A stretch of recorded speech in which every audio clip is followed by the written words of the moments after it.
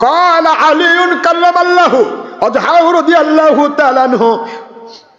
من عظم مولد النبي صلى الله عليه وسلم وكان سببا لقراءته لا يخرج من الدنيا إلا بالإيمان ويدخل الجنة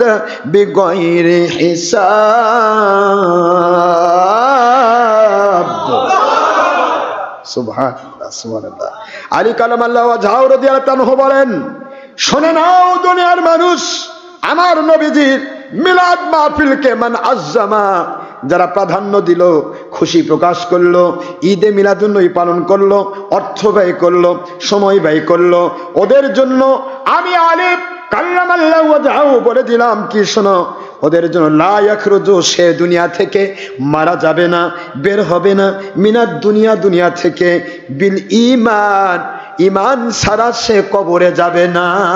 ইমানের হালতে তার মৃত্যু হবে। ওয়ায়াদখুলু, প্রবেশ করবে, জান্নাতা, জান্নাতে, বিগয়রি হিসাব, হিসাব ছাড়া জান্নাতে প্রবেশ করবে।